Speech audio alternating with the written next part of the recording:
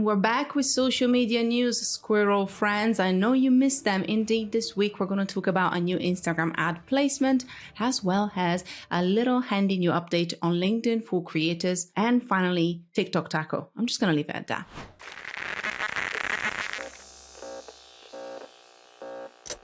Hello team and welcome back to Alt Marketing School. I am super excited because today I roped in a good old friend of the school to come and join me to chat. Hello Ella, how are you doing?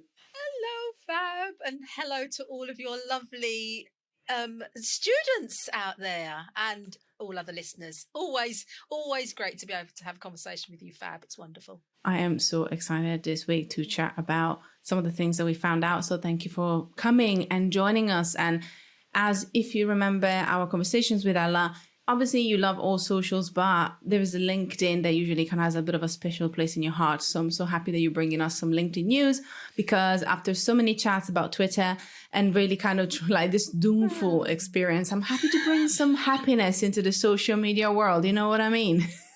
We've got to raise the vibe, Fab. We've got to raise the vibe. Oh my God, 1,000%.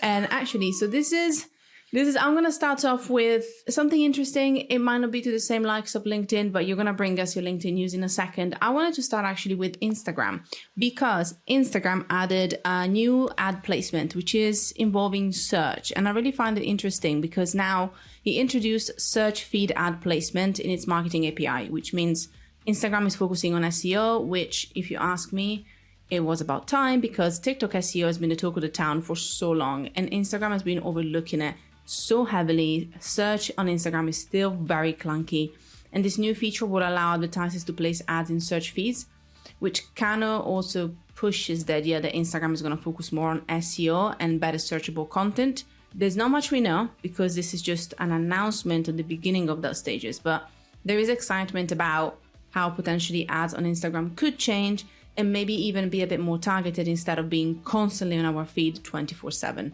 So I'm excited mainly because of the byproduct of this. If Instagram sorts its SEO and search capabilities, I'll be really happy. But obviously there's so many other things that we could talk about. Did you know about this? And or what are your thoughts about the Instagram searching experience and like how SEO works on the platform?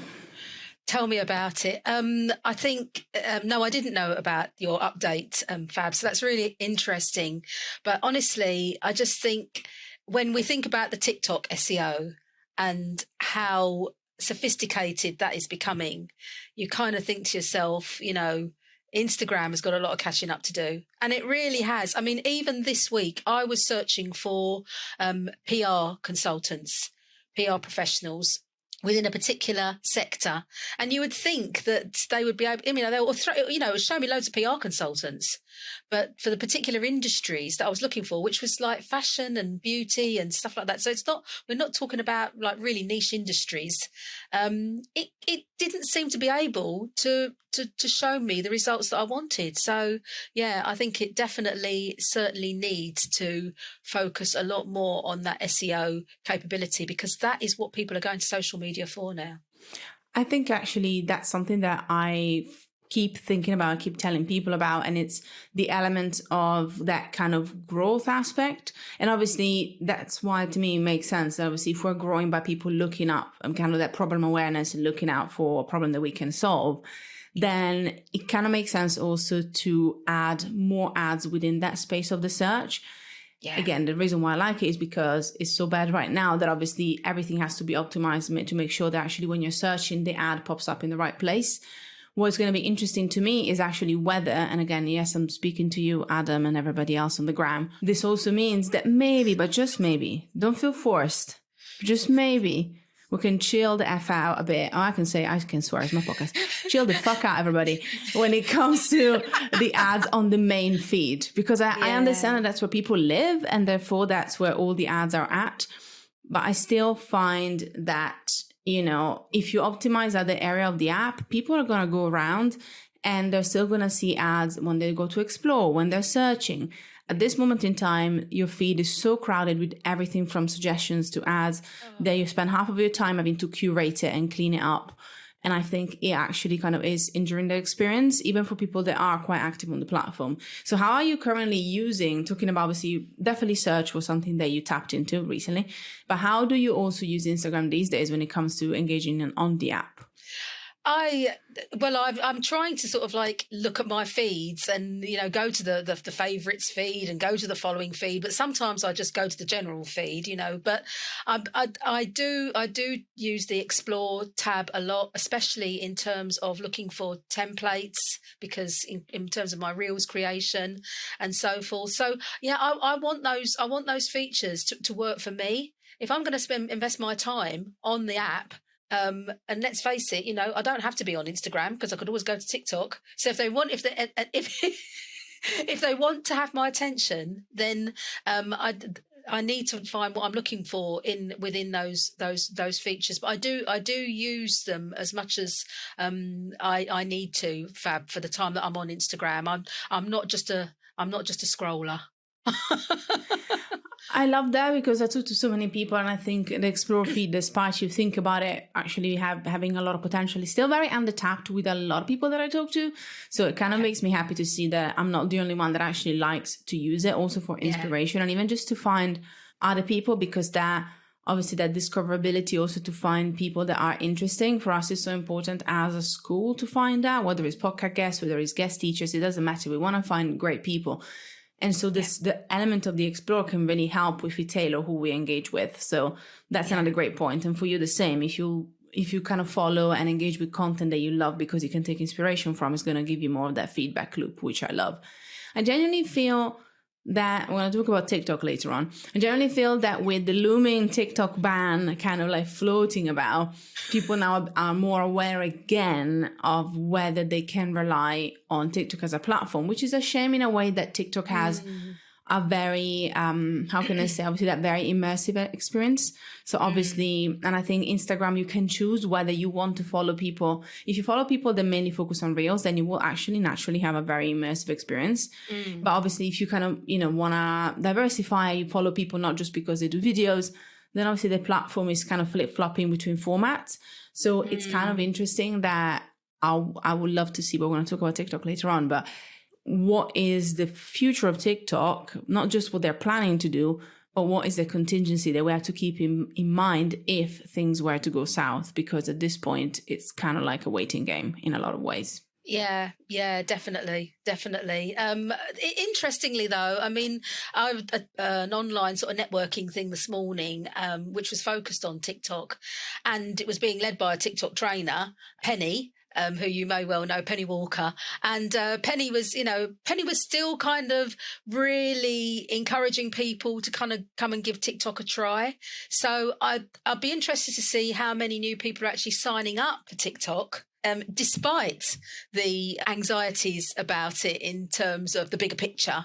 I still think people, especially, I don't know, I think there's a lot of, I mean, I dread to bring the other T word in, Fab, but, a lot of people are having so many anxieties about Twitter that maybe people are thinking, well, if I'm not going to be on Twitter, I'm not going to spend my time there, maybe I might, exactly. I might go elsewhere, but I don't know. It's just the whole anxiety around tech and these platforms, and unfortunately, the decision makers are the people who don't actually bloody use them. Sometimes you ask yourself that question when you actually see some of the way that the UX works and some of the user experience works. Is like, do you actually spend enough time on the platform yourself to know whether the users do it this way? But that is obviously a ragey conversation for another day. That could generally be a rabbit hole in itself. But I love that you brought that up as well. I find that, again, having some discussions about Twitter recently, I find that people more naturally might actually go from Twitter to LinkedIn. That's what I found a lot when I've seen conversations. And I genuinely find that there's this kind of flip-flopping between Instagram and TikTok as should you be on both or should you be just on some? And one only thing I'm going to say about TikTok that I see more than Instagram, and I don't know if it's just a case of more kind of discoverability can be good but also be of harm, is that there is a lot more kind of trolls that you have to deal with on TikTok as a platform. And it's something that we talk with our students, and even I talked to clients before where they had a bit of resistance because of that. And it's fine. Obviously, you kind of get a tough skin, especially as a marketer, whether you do it for yourself or your clients or with your clients. There's a lot of conversations that you have to have about that as well. But I generally found that that's always been a bit of a thing for me. Is like, it can be a very supportive community, but overall, I've always found that because if you build a platform somewhere else for a longer time, you kind of feel a bit more supported. Whereas with TikTok, the positive of the discoverability can also be the injuring, where there's like user number 1567 that sees you did a typo and therefore becomes the grammar police, and you're like, live your life. And it's fine because you brush it off, but I think that's one of the things that always made me think about how things are going to change in that respect as well. Yeah. I think probably when you get to the stage where we're at, Fab, where you've been around the block a few times with the social media, and you just know you've got those statements in your head of knowing how you're going to bat off those trolls, whatever. But you're right, when you're constantly getting it, you just think, oh, for goodness sake. And that's when you do need to take the break. You need to take the social media break and some downtime and step away from it so that you can recharge yourself, don't you? You need to recharge yourself with something other than being online. Which, if anything, this time of the year, everybody, hello and welcome. It's summer. It's a good excuse to actually go out and get some vitamin D. But before you do that, or if you're doing that while you're listening, well done, dear listener. I'm really proud of you. If you're watching on YouTube, I don't judge where you watch. You might be watching on your deck, which is delightful. We're going to talk about LinkedIn now. So jump on and strap in, because Ella's going to talk us a bit more about new topic prompt. And I love this because actually they're all about helping creators building their presence on the app, which I think is super powerful. And I'm really interested to see how that's going to help us. So Ella, how is it going to help us? Tell me more. Tell us more. I think what is really interesting about LinkedIn, and I think this has become more and more evident since the pandemic, and since LinkedIn's following membership has grown. I think it's something like 920 million users now, or 920 people that have got LinkedIn accounts. So it's even over the last 18 months, the number of people has gone up. Obviously, this new generation of LinkedIn users who are coming on, and hopefully some of them are going to be content creators. They're going to come on. They're coming onto the app from other social media platforms where they've been creating content and thinking, right, how am I going to use this LinkedIn platform? And LinkedIn is really trying to push the creator mode feature. It wants as many creators as possible on there, because the more creators we have, the more conversations potentially we can have. It's giving tools for people to encourage them to do that, and that's what this new topic prompts is about. So if you're on LinkedIn creator mode, and when people say to me, do you have to be on premium to be on creator mode and all that kind of thing? No, you don't. It's all free. There's no verification at the moment with LinkedIn. We know it's happening elsewhere. Why did I know it was going to come up? Just like in there, just sliding it in there. I kind of felt it was going to come up. Yeah, if you want extra on LinkedIn in terms of content creation, unlike our other friends on those other platforms, well, that one beginning with T, you don't have to pay for it. Yeah, there's these topic prompts. So when you go on creator mode, you've got enhanced analytics to let you know how well your content is performing, which I think is really, really good. Because obviously we all want to know about that as content creators. We want to know which posts are getting the most engagement and resonating with our audience. But also now they've just introduced this suggested posts, and also I've just written it down here, conversations happening now. That's another so that's another feature. So if you go to your creator mode dashboard, you'll see the analytics. You'll see those tags that you will have added, because those are the topics that you want to be found for. And then underneath that, now you've got conversations happening now. So you can jump on those and see whether or not you can add your comments to those conversations. And I think that's also really helpful, because a lot of people, we know that LinkedIn, it's about the profile being optimized. It's about the content that you're producing, but it's also about the conversations that you're having. So getting on there in those comments with posts that LinkedIn's found them. So they may be barking up the wrong tree, but give it a go. Because especially if you're sort of using LinkedIn as a secondary platform, it's not your main one, but you're thinking, I still want to jump on LinkedIn and be seen there. You could go and comment on some of those posts that are conversations, and I like the fact they call them that, conversations that are happening now. I think it's using all those prompts that LinkedIn is giving you. You may find some of them a bit naff. You may think, why have they shown me this? But go and try it out and see. It's a bit like the AI generated articles. Add a few comments to them. Add your 2 pence to them and see whether or not. I mean, I've added some to mine. Added some content to my ones that have been suggested to me, and now I'm getting more and more sort of served up to me. So I think once LinkedIn sees that you're interested in something, it'll obviously, just like any social media, keep serving you more. What I love about that as well is that I noticed that also will give you prompts based on the skills on your profile, which again, I think is kind of really serving that idea of mastering the expertise and what you want to be known for, which sometimes we forget about, like the power of that too, and kind of understanding how to harness that. So I think it's really clever in that respect as well, because I was like, that makes sense. And obviously, again, it goes back to the idea of building the personal brand, but also the element of expertise and thought leadership, as we all know about, when it comes to being on LinkedIn. So I genuinely think there is, first of all, I love the creator mode. I use it myself because, as you say, it's literally a free switch, and there's so much power in whether you want to focus on all of the things you can do, whether you just want to focus on these elements, if you want to focus on newsletters, also part of the creator mode, little links and changes in even just how your profile looks. Obviously, one thing that we don't talk about enough as well is how powerful compared to other platforms LinkedIn's profile is, because a lot of the other profiles are all about, this is a couple of things about the bio, whatever, and then is just the latest content, whereas LinkedIn is really focused about obviously your professional and work experience that comes back from the good old days of LinkedIn being a CV. But they know the power of having that mini website present to it, which I think is really, really powerful. So I really, really like that. Thank you for bringing it in. Thank you for bringing it in. You know what? You talked about AI. So I'm actually going to now unveil for everybody who was dying to know what TikTok Tako is. Because it was like, Tako, okay, cool, with a K, by the way, everybody. TikTok is testing its very own AI chatbot, taking a leaf out of Snapchat. They did it recently and nobody apparently gave an absolute toffee. But TikTok is like, we're going to try as well. So welcome, Tako. What is TikTok testing?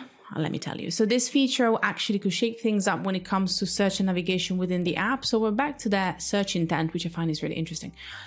It is only available in the Philippines as a limited experiment, but if it gets released, it could actually be a massive game changer. Again, talked about this it's called Snap's My AI bot.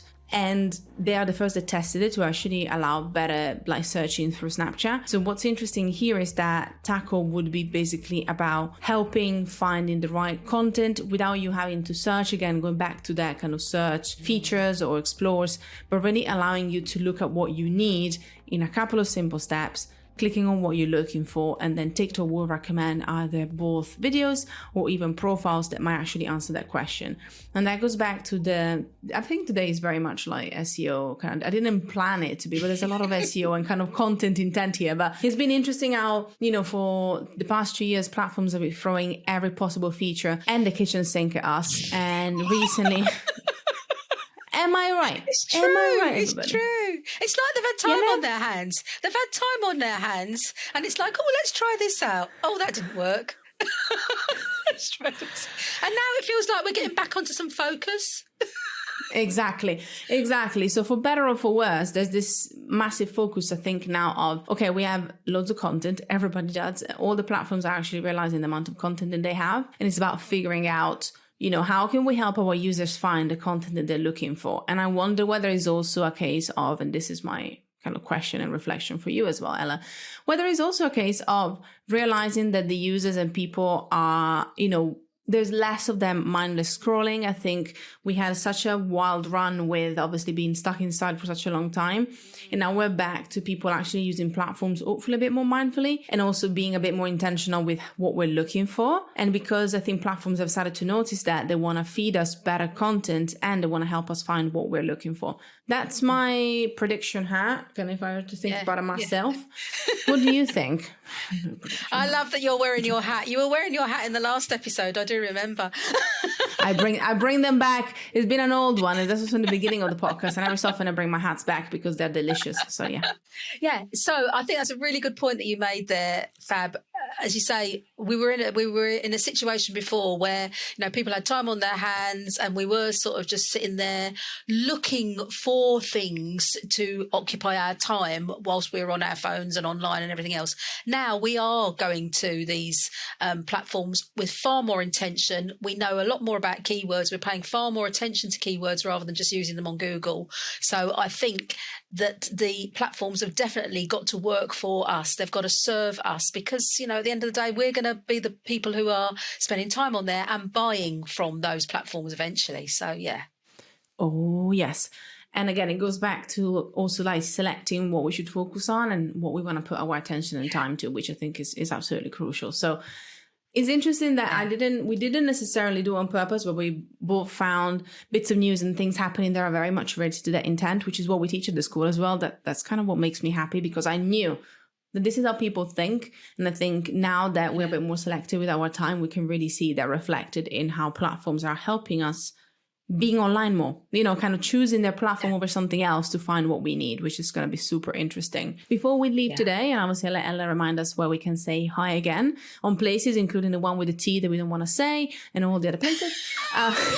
Before I ask her all that, I also want to remind you that this past week we launched our Creator Economy Masterclass. So if you haven't checked it out, you can listen to last week's bonus episode that actually goes back into some of my favorite conversations with creators. And at time of recording and listening, actually, you still have time to join us for the launch price next Monday. If you're listening on Monday, then oops, the price goes up. So we're doing a little price ladder. So every week until we get to full price, it's going to go up. So if you want to join us, you go to allmarketingschool.com/courses to see the Creator Economy Deep Dive Masterclass and find out more. But in the meantime, Ella, remind us again where people can find out more about you and say hello. Well, do please come and find me on LinkedIn.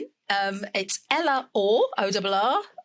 You'll see my name on all over the place. But do come and find me as well, or as much more social. That's where you'll find me on Instagram. But if you do come to LinkedIn and find me, then please do come and check out my newsletter, my personal branding newsletter. I am hopefully giving lots of personal branding gold in that. So please do come and check that out. Thanks very much, Fab. It was my absolute pleasure. Please go and check out the newsletter. Make sure that you subscribe. And one more thing I want to say, if you are interested in spending more time with us, since it's very timely, on Thursday, we're also going to be joined as a little free event, marketing mixtape. So you can just join us at allmarketingschool.com/events. As on Tuesday, we're going to have a free event. We're going to look at some successful campaigns related to the creator economy. So this month, we're really going all in for the creator economy. Team, thank you so much for joining us. As always, it's been a pleasure. In the meantime, class dismissed.